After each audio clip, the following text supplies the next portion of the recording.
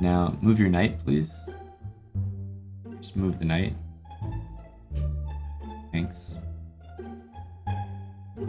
Appreciate that.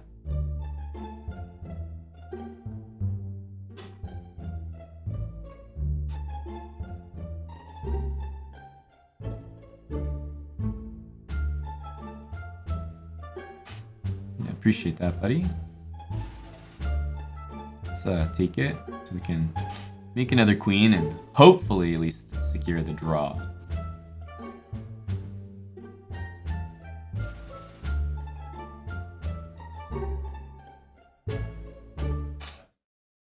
Just a nice easy conversion there.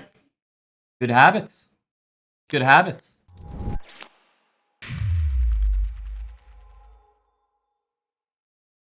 Hey guys, and welcome back to Building Habits. In case you're new here, this is a series where I introduce a set of rules you should try and follow in every game you play. The goal is to teach you strong fundamental principles that we will improve upon as we go. This series is my personal take on how to improve in chess, starting from 400 ELO all the way up to 2000 ELO and beyond. I'm going to choose a series of rules that I have to follow. What you might notice is that you will miss chances to play winning moves. That's okay. The goal here is to focus on the fundamentals, and I'm trying to get you guys to build good habits and play high percentage moves that will help you increase your rating.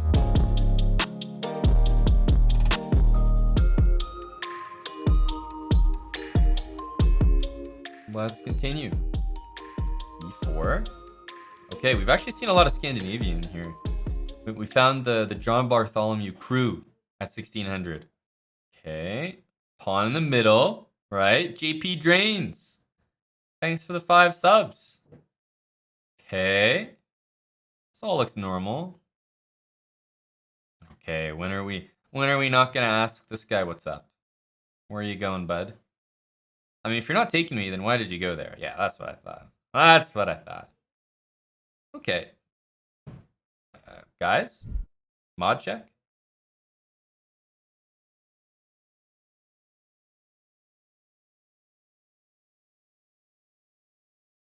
Is that a... is that for me? Is that for me?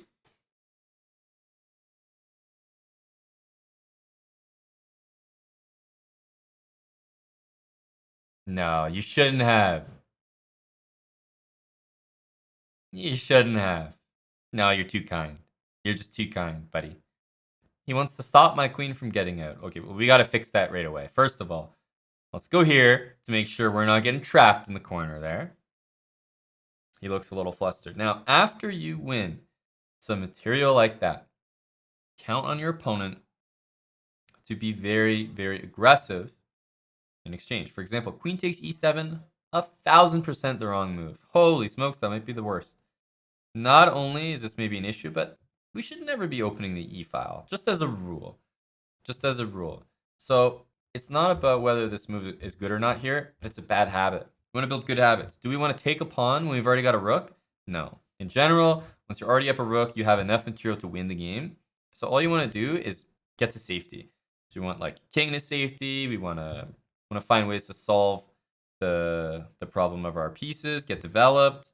Because when you're up a rook, that's enough to win the game. So he just made a move, which has a threat. Number one, he can take the central pawn, add more pressure to these two. Number two, he can play knight takes c3. Knight takes c3. So there's quite a, obviously there's quite a number of solutions here to the issue. Something like queen b3, defends, but it stays on an open file for maybe rook b8 in the future. There's also something like bishop d2, which the king is going to have to join the center of the board. I'm not sure that's really what you want to do either. There's castling. After castling, there's knight takes and then queen takes. And you notice the black queen is hitting the rook and the bishop on c4. So there's quite a number of reasons why this move, knight e4, is still very tricky, in my opinion. If I'm ever faced with something like this, the absolute first move I'm ever going to play is going to be castling. Like that's the move I want to play. Okay?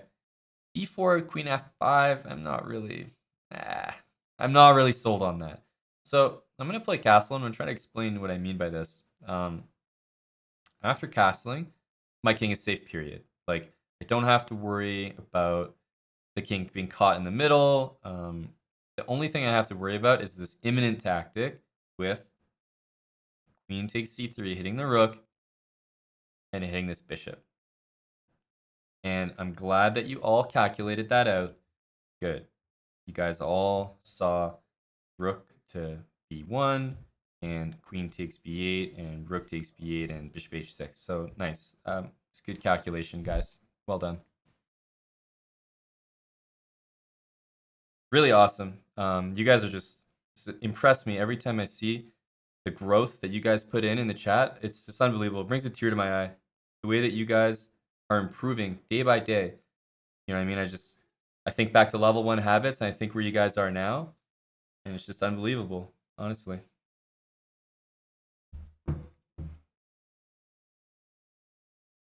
Really, really nicely calculated, guys.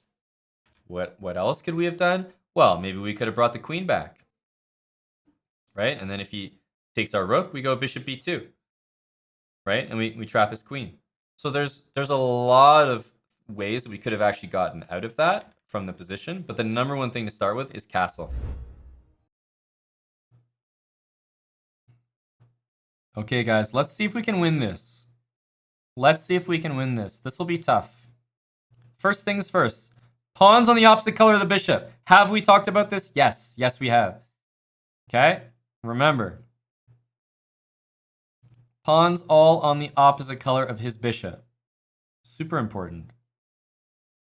Do I want to trade with him? No. Never, never, never, never, never. Look at these pawns. These are ready for me to start attacking. Okay? Here we go. This is a draw. This is a draw. Guys, how many times am I going to hear this is a draw? Okay, just give me a minute here. Just give me a minute. Give me a sec. Let a guy work, you know? Let a guy work. Let a guy work. No faith from the viewers. Agreed. No faith.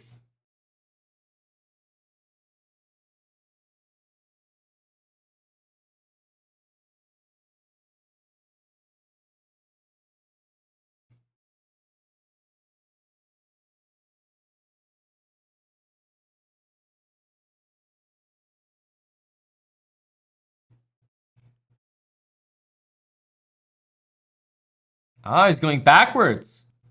Yeah, that's right. Get out of here. Get out of here.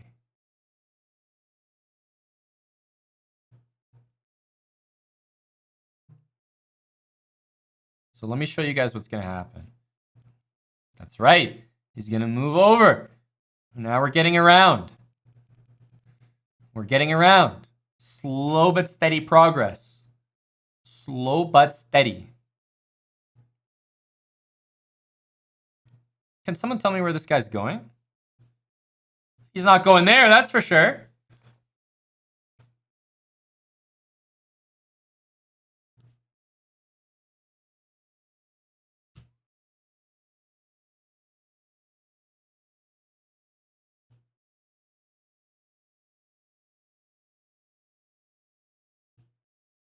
Now, this king needs to go all the way around. I know it's a long journey, guys, but we're going around. We're going around.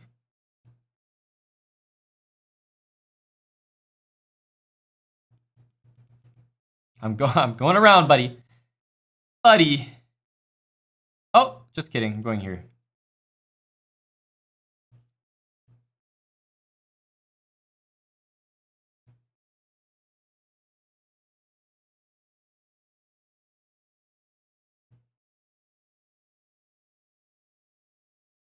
Yeah, we're still going around, boys. We're still going around.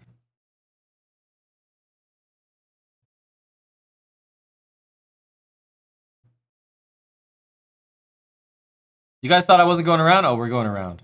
We're going all the way around.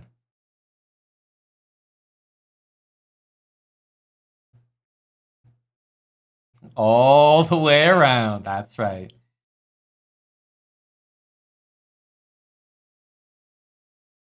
All the way. Here we go.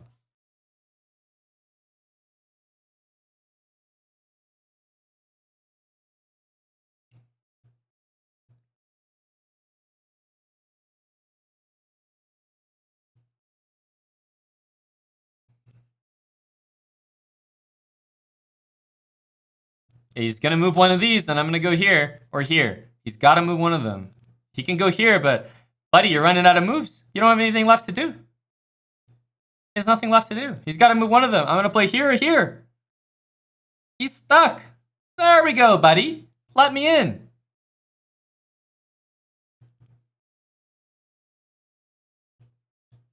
Now, he wants to go here. He wants to go all the way around. I get it. I get it. Let's go here.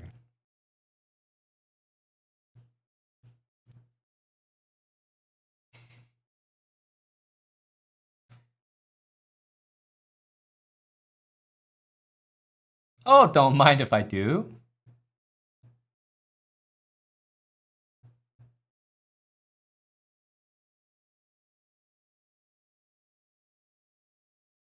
I told you, we're going around. Don't mind if I do.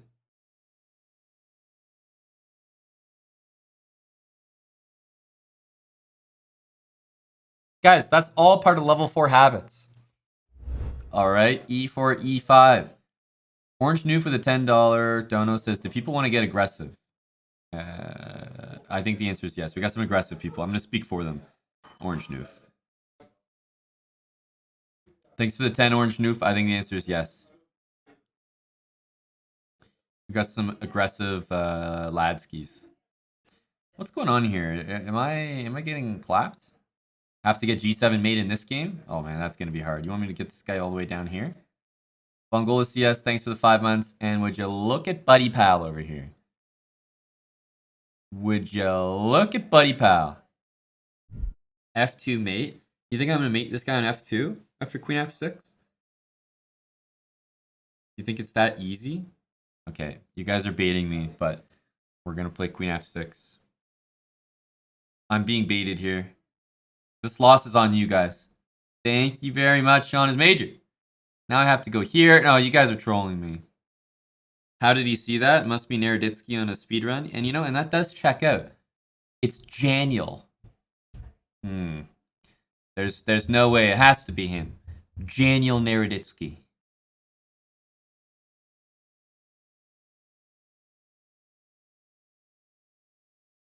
H3. Annoying guy, eh? Well, how many times has this happened to me in this series? A lot. So we're gonna throw our attempt in there. The really exciting thing is that, well, I was hoping he would do that. Now, we're in tough here. We're in tough. I'm gonna need a serious move next. Bishop takes H3. Good move. Good move. Bishop takes H6 from him. A good retort. A good retort. All right. Well, you guys want Bishop H3? Here we go. We're not threatening anything. I'll tell you that. But we're threatening to threaten. Thanks for the 10. Orange Noof. Oh, he took here. What now? Geniuses. Long castles. You guys just pretending like we didn't just lose a piece here? You guys aren't trolling me, right? I can tell you that he's super confused right now. Okay. Offer a draw. Okay. Done. Take the juicer.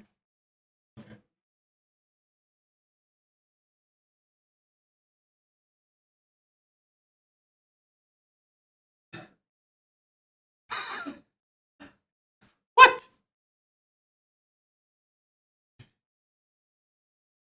Building etiquette. Building etiquette. I'm gonna give him a thumbs up.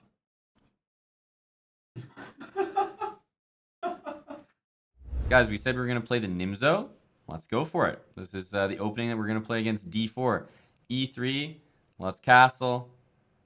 Bishop to D3. And what have I been doing, guys? I think by this point, you should probably know the setup, but pawn here, bishop to that square, knight to d7. This is what we want to go for. And bishop takes knight is exactly how we want to follow up. Good reminder is as soon as he castles, you should often consider taking it right away because he might move the knight and suddenly your bishop's stuck out here. Can't get back in. So what I like to do is take that as soon as he castles. Won't always be the best, but it's a good rule of thumb. Make sure you never lose your bishop out there. It's happened to me before. Isn't the Nimzo a bit difficult to play? I don't think so. I'm presenting like a pretty simple setup that you go for every time. E5 is your main plan.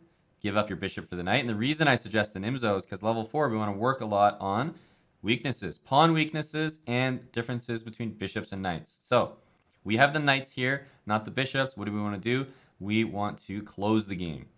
Am I going to take? No. First of all, there's bishop h7 or bishop e4, both strong moves. I'm going to play e5. Not only was that my plan anyway, I just told you guys that. Not only does it threaten e4, winning a piece. Hey, that's not too bad either. But it also closes the position, and that's going to benefit the knights. Now, knight c5, for example, is a nice juicy square I can go to, and that pawn there is fully stopped in its tracks. It cannot go to c5. It's going to be a sitting duck waiting to be attacked in the future. So queen there, it stops e4, but it doesn't make any other threats, right? It's not threatening bishop h7 or anything like that. H6 would be a very decent move. Knight c5, very decent move. Why is knight c5 good? It opens up this bishop, puts that knight on the beautiful outpost we've been talking about. I'm liking the look of knight c5. And h6 is a fantastic follow-up. So these two moves in some order here. He plays e4. Let's play h6. Why? Stop that bishop g5. That's been something regular we've been doing. Knight c5 also brings back e4 threat, 100% correct, which is why he played e4. That's why he played e4. All right, this position, rook e1. Let's get developed. Hey, it also makes a threat. Bishop takes knight. Not going to complain. But this is a positional game. If we open things up, it's going to be on my terms. Plus, I've got this beautiful outpost on c5. And after knight h4, hopefully you guys are on the same page as me. What should we be doing after knight h4?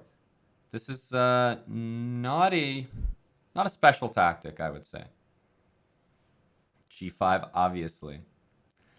I respect the energy with g5, but we're thinking about the queen on d8 hitting the knight on h4. Hitting the knight on h4. So we want to take this knight, and we want to do one of these. Knight takes d5, knight takes e4. e4 is the more important pawn to take. d5 is probably the safer pawn to take. So if you wanted to make sure you just won a pawn, I would take on d5. But if knight takes e4 works, it's much better. It's much better. Okay, so I would calculate this and this. After a little bit of calculation, it seems to me like knight takes here is okay.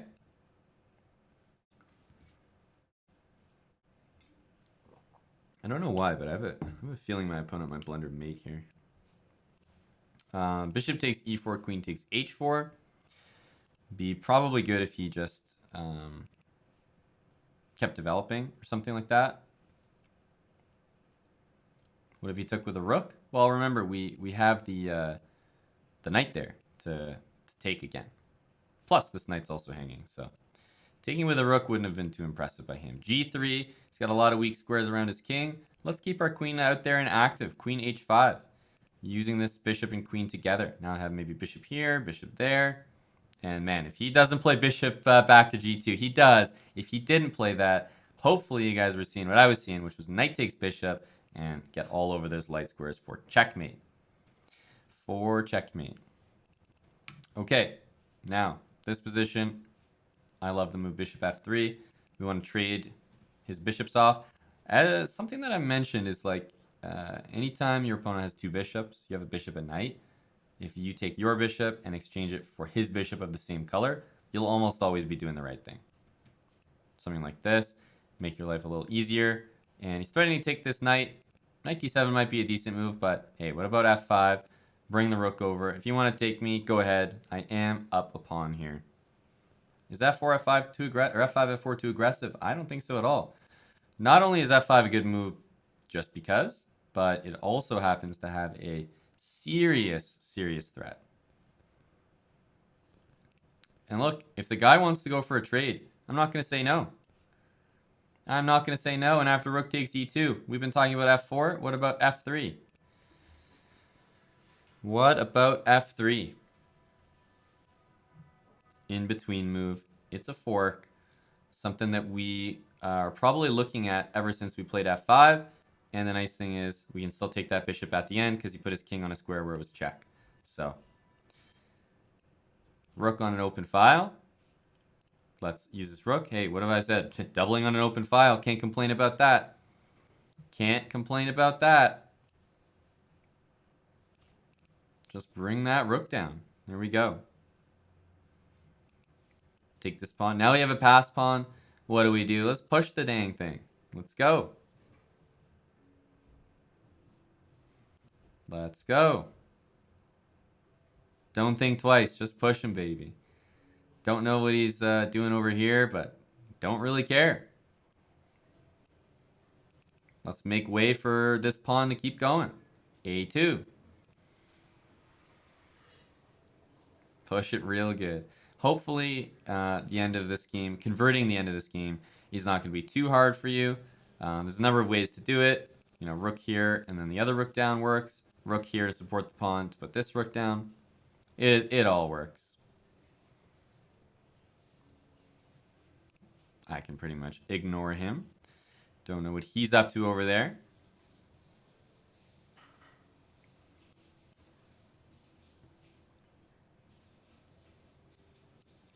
Okay, we just want to clean up these pawns. Get another pass pawn, and that'll be good enough.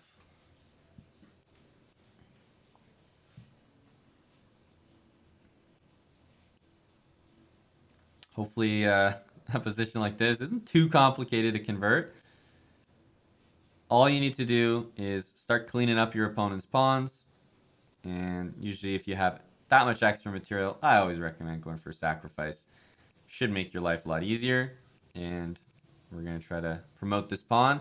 And the queen and the rook. We got to use them together. Now, what's going to happen here? There's going to be this guy in the way of my ladder checkmate.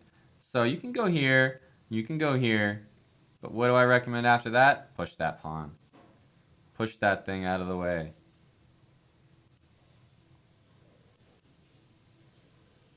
And now continue. I can use this queen to finish it off. But don't try to do the ladder checkmate when you got a pawn in the way. He's gonna hide behind it. It's gonna be very, very annoying. Aha. Well, let's see here, guys. Let's see. Can I bring my king in? King into the center. Okay, you know. I'll take it. What am I doing now? Not too sure. Let's push some pawns.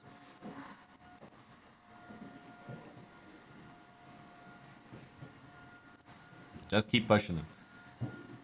Trust me, I don't know why these pawns are going here any more than you do. I don't know something you don't.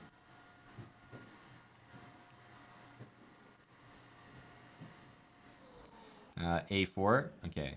How do I push more pawns? That's all I want to do. I'm just a pawn pusher. Just a pawn pusher.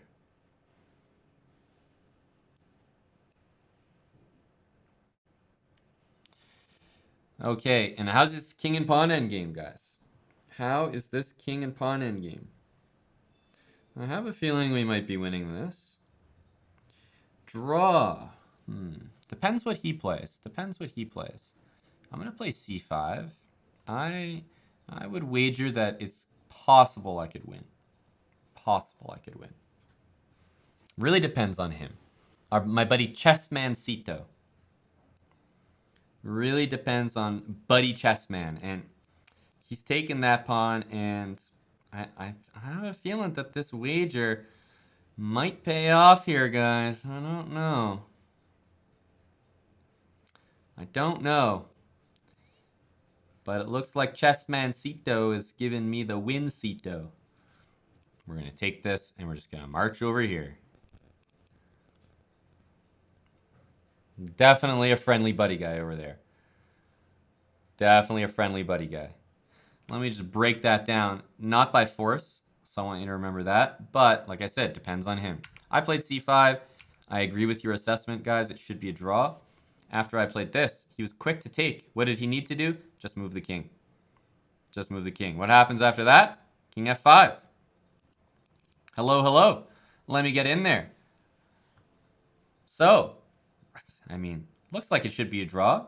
Looks pretty simple. How come black's winning? So what did he do? He took. Understandable. I play king here. Now if he moves away, I'm going to take this pawn. He goes back. I'm going to go here. And I have some options. But taking this pawn is one of them. Depending where he puts the king, I can also play something like, for example, here. I would play king here. Has to play this. G3. And even though his king gets back here, it is going to be outflanked, and I am going to be able to take that pawn. Right? So all I want to do is make sure to trade those pawns, and then bring my king over here, and no matter what, I will be able to take this pawn. If it was his turn, if it was my turn here, it doesn't matter. Doesn't matter whose turn it is. I can play king f4, king f3, wait for this king to move to one of those squares, and then play king e4, get king d4, and get king c4. You'll always be able to take that pawn. Yeah, in the game, he played f3, which makes total sense. If I take it, hang on, I just lose the game. But g3, and look at this. His pawns stop his king from moving, and my pawn stops his king from moving there. So all three squares that he would love to go to, none of them are available. And in general, it's good practice to sort of have your piece on dark squares. So like a3, probably a solid move. King h2 even, getting off the back rank. All these moves make some sense. And he goes for a trade. Let's take it. And I will play a3 just to complete the the dark square everything. Do you guys see this? You guys seeing this move? Who does this guy think he is? He thinks he's so cool. Now rook c4. Look at me. Can't take me. Can't take me.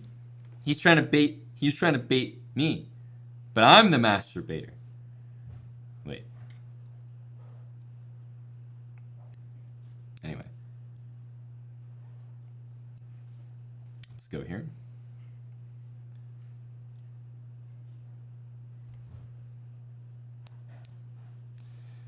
I'm not a fan of this pin here, so I'm going to try to deal with that and support the knight. Okay, so he's starting to reroute this guy. Now, we've been talking about getting the open file. Let's go ahead and do that. Here we go. Take that. And what would I love to have here, guys? I would love to have an endgame. If I could get an endgame, this knight against this bishop, gotta defend this pawn, and you know what? It's not that easy. I gotta defend two pawns here. It's a bit annoying. What's the way we want to do this? Let's go here. And we're gonna set up a deep bait here. A deep bait. Knight g6, guys. Knight g6. Yes. Yes. Yes. A deep bait.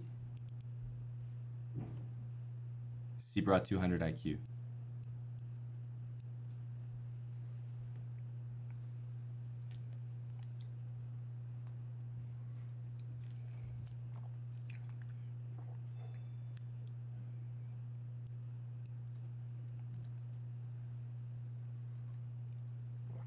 That's why they call me the masturbator.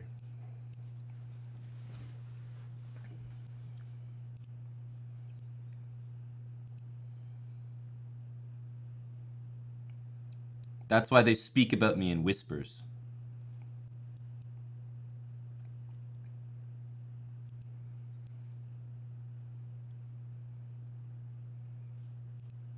Take that. Okay, we guard that. And now I just move the rook out of the way and push that pawn. And you see how the knight and the rook keep the king away. So the king can never touch the rook, which means I can basically pre-move this all the way.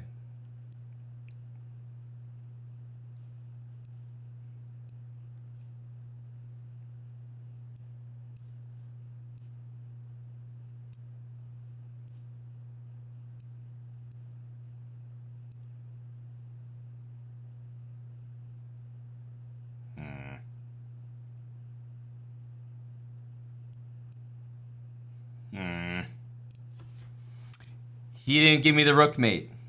GG. Tiago. This looks like an interesting move. Let's check him and just oil check. That's unfortunate for Buddy Pal. That's real unfortunate. Just had to do an oil check there.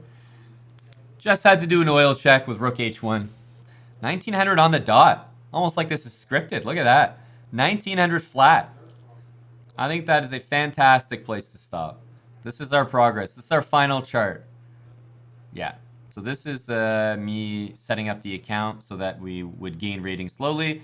And then we started at 500.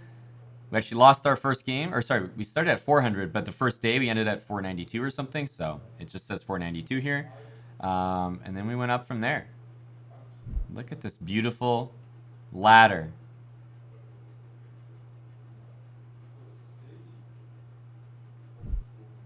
$1,900.